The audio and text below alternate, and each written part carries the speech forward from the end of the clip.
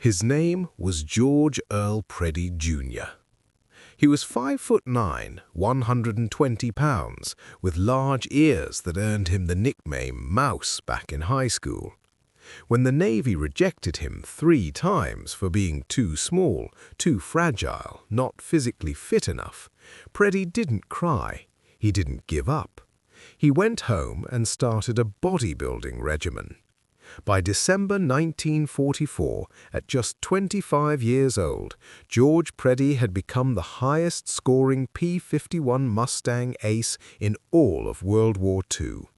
His commanding officer, Lieutenant Colonel John C. Meyer, himself one of the greatest fighter pilots in history, would later call Preddy the complete fighter pilot. But complete doesn't mean invincible.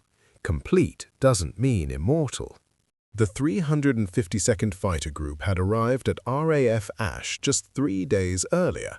It was an airstrip so close to the German lines that aircraft in the landing pattern were occasionally fired upon by enemy anti-aircraft units. The living conditions were brutal.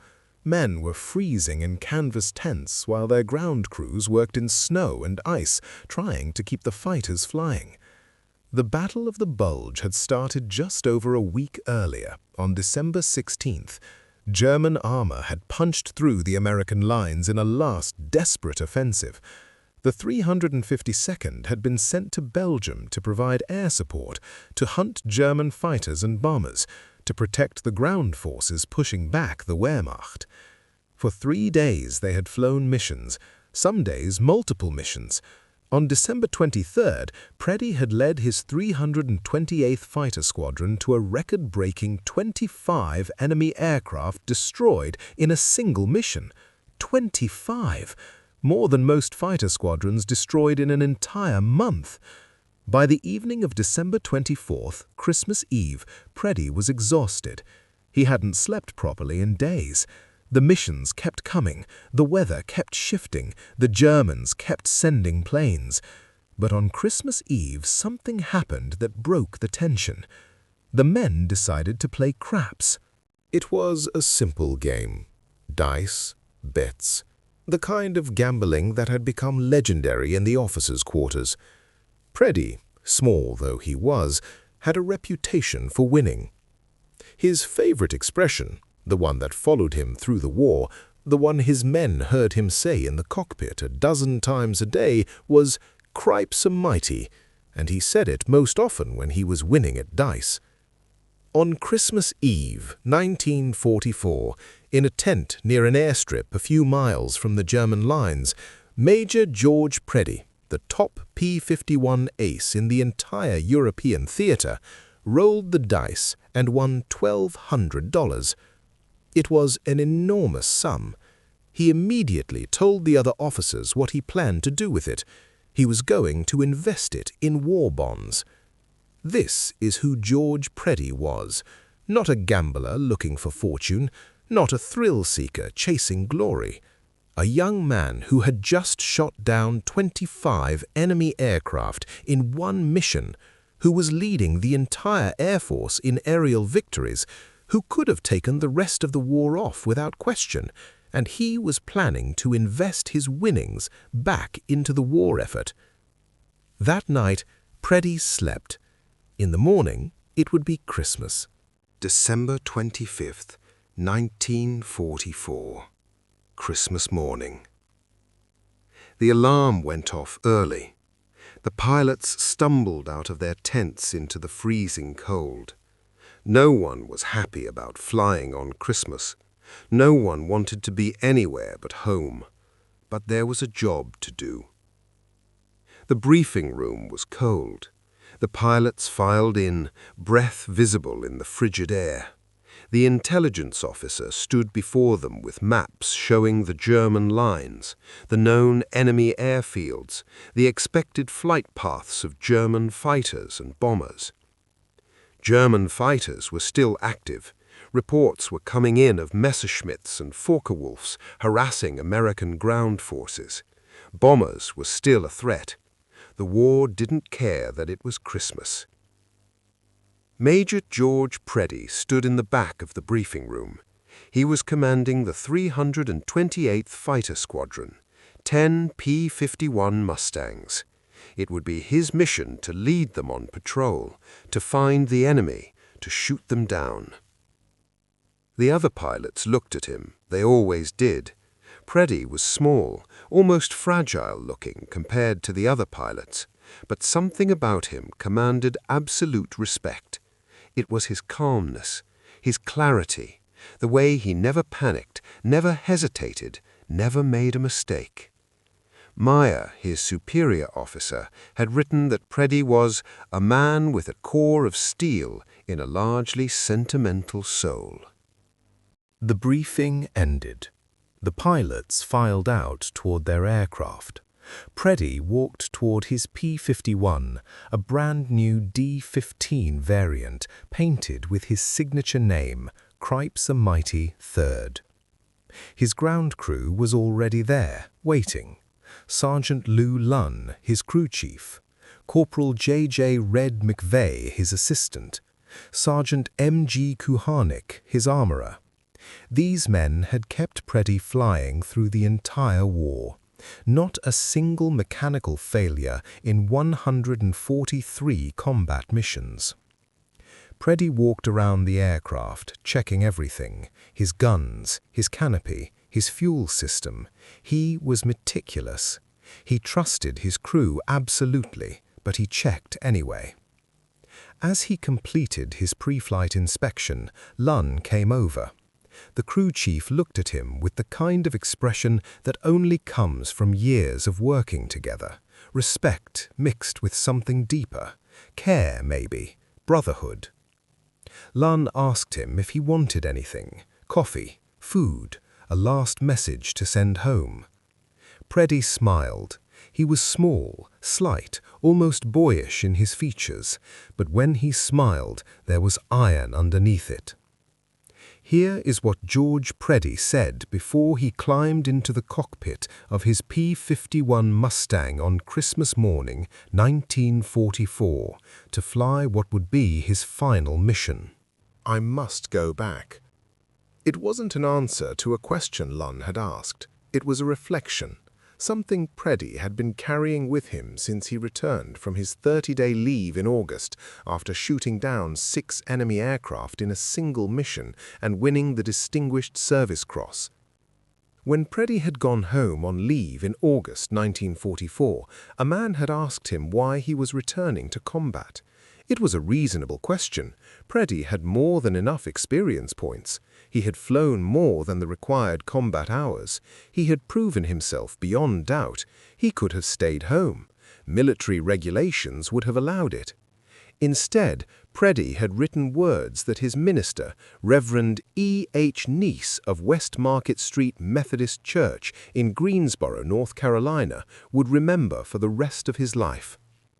"Preacher, I must go back, back to do my part, back to fly and give again, and I am not afraid. My plane may be shot away, but I shall not fall, for I have wings, wings not of wood or steel or stuff, but wings of firmer kind, wings God gave my soul. Thank God for wings." This is the thing about George Preddy that military historians often gloss over. He wasn't a killer. He wasn't a death-obsessed maniac who loved combat.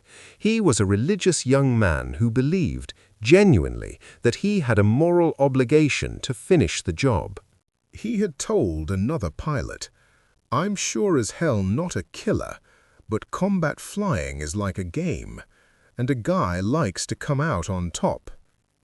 That was the truth of George Preddy. He didn't hate the Germans. He didn't crave their destruction. He simply believed that once you commit to something, once you volunteer, once you take on responsibility, you see it through. You don't quit.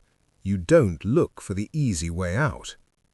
On Christmas morning, 1944, as his ground crew waited for him to climb into the cockpit, Preddy said something simpler, something that captured the essence of who he was and what he believed. "We've got a job to finish." That was it. Not heroic speeches, not grandiose declarations, just 4 words that encompassed his entire philosophy. We've got a job to finish. He pulled on his helmet. He settled into the cockpit. The ground crew began the startup sequence. The engines roared to life. Preddy checked his instruments, confirmed the radio, received final clearance from the tower. Behind him, 9 other P-51s taxied out in formation. 10 Mustangs, carrying 10 pilots, heading toward the clouds and whatever the Germans had waiting for them. At 6:45 a.m. on Christmas morning, 1944, Major George Preddy took off in Cripes a Mighty Third. The flight was uneventful at first. The weather was clear. Actually decent visibility for a December day in Europe. The 10 Mustangs climbed steadily, heading toward the combat zone. Preddy's wingman was on his right, watching his 6 clock. The other 8 planes formed up in 2 flights of 4. It was a familiar formation, executed 100 times before. As they climbed through 10,000 feet, radio chatter began. Other flights were reporting enemy aircraft. Messerschmitts to the north, Fokker-Wolves to the east. The Luftwaffe was active despite the holiday. Preddy's squadron was vectored toward a group of enemy fighters already engaged with other American aircraft.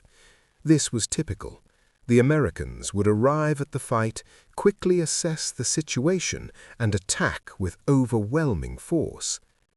At around 9:15 a.m., Preddy spotted them. 2 Messerschmitt Bf-109s flying lower, trying to escape the combat zone.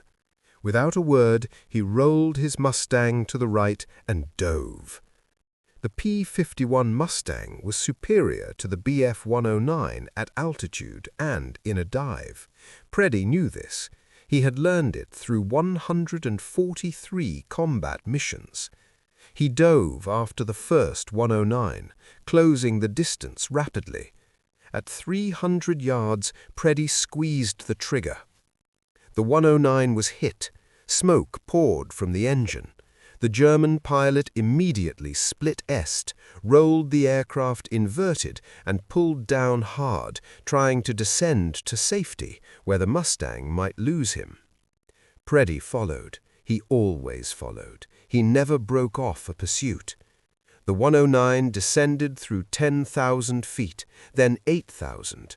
The pilot was trying to get low, get near the ground where the Mustangs were at a disadvantage, where flak guns and anti-aircraft batteries might come to his aid. But Preddy was too close, too quick. At 5,000 feet, with the German pilot desperately trying to escape, Preddy fired again. The Bf-109's engine was already damaged. The second burst from Preddy's .50 caliber machine guns finished it. The German aircraft nosed down. Smoke became fire. The Bf-109 crashed.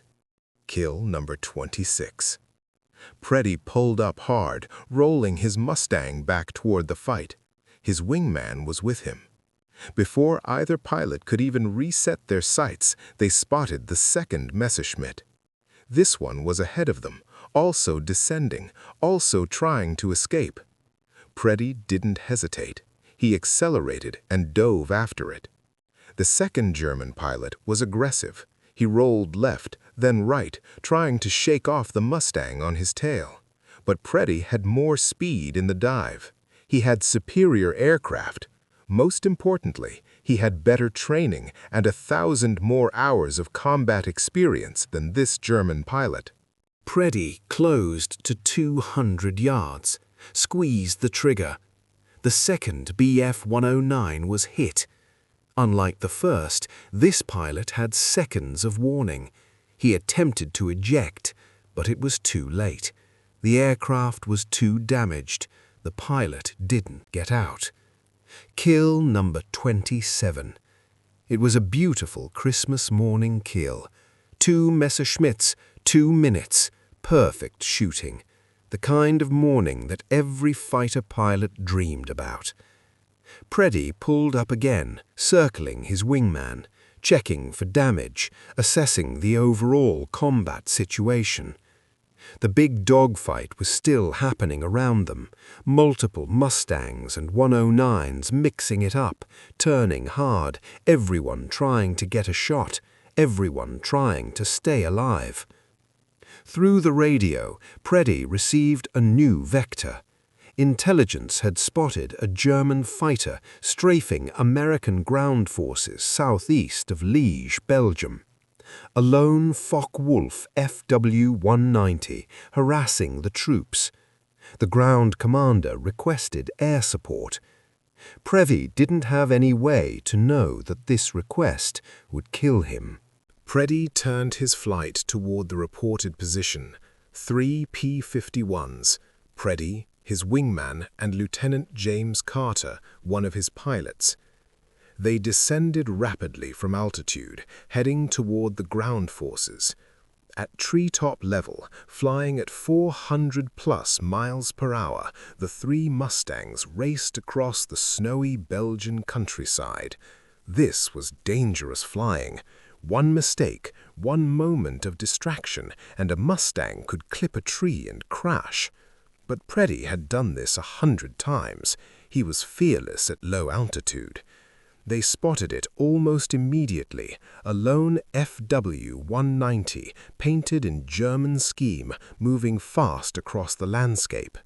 The German pilot saw them and immediately dove, trying to use his superior dive characteristics to escape. Preddy called it out on the radio and dove after him. "Tally 1 FW Wolf diving northeast, we're pursuing." The chase was on. The German pilot, seeing 3 Mustangs descending on him, pushed his aircraft to its limits. But at low altitude, especially over terrain, the Focke-Wulf wasn't running to safety, it was running toward the front lines, toward American ground forces, toward American flak guns that hadn't been informed that American fighters would be coming through. Preddy had no way to know. He was focused on the target. The German aircraft was right in front of him, traces streaming from his guns. The FW-190 was descending, low, very low, getting close to the American defensive positions. Preddy descended with him, all 3 Mustangs, in trail, pursuing a lone German aircraft, professional, disciplined, experienced. But the American gunners on the ground didn't know this was coming. The ground crews of the American 430th Anti-Aircraft Battalion, 19th Corps, were nervous. They had been under fire. German aircraft had attacked their position. Everyone was jumpy. When they heard engines, loud twin engines, coming fast at low altitude, they didn't think American. They thought German. The first burst of fire came from the American 40mm cannons and .50 caliber machine guns. It was aimed at the FW-190. But the 3 P-51 Mustangs were behind it in the same lane. The first hits missed the Focke-Wulf, but they found Preddy's Mustang. A .50 caliber machine gun bullet struck Preddy's P-51, tearing through the engine, hitting the pilot's compartment. Preddy's aircraft shuddered. Immediately he knew something was wrong. The engine was hit, maybe fatally hit. Instinctively, Preddy pulled up hard to the left, away from the ground fire. His wingman called out on the radio, "Lead, you've got smoke, you're hit." Preddy already knew. He was trying to get altitude, trying to get away from the flak guns below. The F-190 disappeared ahead of him, forgotten. The enemy didn't matter anymore. The engine was failing. Smoke was pouring from the engine now, flames visible in the nacelle. Preddy popped the canopy and prepared to bail out. He was at maybe 500 feet, dangerously low for a parachute deployment. Preddy unbuckled his straps. He positioned himself to exit the aircraft. Below him was snowy Belgian terrain. American lines were nearby, but where exactly? The aircraft rolled inverted. The nose came down. Preddy threw himself out. His parachute deployed, but something was wrong. The altitude was too low. The chute opened, but there was no time for it to fully inflate and slow his descent, no time to prepare for impact. American soldiers running across the snow saw him come down. They saw the parachute. They ran toward him, shouting, trying to reach him. One soldier got to the P-51 wreckage first. He pulled open the canopy. Inside the cockpit, Major George Preddy was still strapped in, hit by .50 caliber machine gun bullets, killed not by the enemy, but by his own side. He was dead at 25 years old. The top P-51 ace in the European theater, never defeated in air-to-air combat, killed by friendly fire on Christmas morning. George Preddy's final official score was 26.83 aerial victories and 5 ground victories.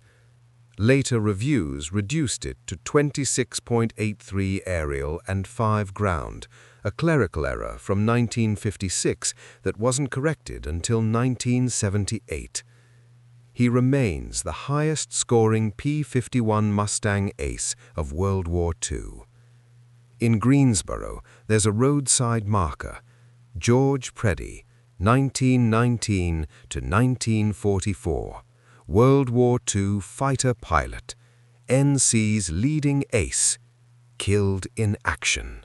Preddy Boulevard runs along Interstate 85, honoring both George and his younger brother William, who was also a P-51 pilot and was shot down over the Czech Republic in April 1945. George was buried at the Lorraine American Cemetery in France. His grave is near his brother's. 2 young men from Greensboro, both pilots, both killed before they turned 26. After the war, his commanding officer, John C. Meyer, himself one of the greatest fighter pilots in history, was asked to sum up George Preddy. Meyer wrote, "George was not a born killer. He was a young man who loved to fly and to fly well. He was the complete fighter pilot." But he was also something else. He was a 25-year-old who had won $1,200 in a craps game and immediately decided to invest it in war bonds. He was a young man who told his minister he had wings not of wood or steel, but wings God gave my soul. He was a pilot who, when asked why he was returning to combat after a safe leave stateside, simply said, "We've got a job to finish." The people who knew him best remembered something that the combat records don't capture. John C. Meyer wrote that Preddy was a man with a core of steel in a largely sentimental soul. He cared about his ground crew. He made time for them. When he won at dice, he celebrated with them. When he achieved victories, he credited them. Sergeant Lou Lunn, his crew chief, survived the war. He remembered Preddy not as a distant ace or a hero, but as a pilot who respected the men around him and gave everything he had to the job. He was something special, Lunn would say years later, not just because he could shoot, but because he never made any of us feel small. George Earl Preddy Jr. was born February 5, 1919. He died Christmas morning, 1944. 25 years old. 143 combat missions. 26 victories in the air. 5 victories on the ground. An untold number of pilots he taught. An untold number of men he influenced. A legacy of what it means to be professional, to care about the people you work with, and to never quit until the job is finished.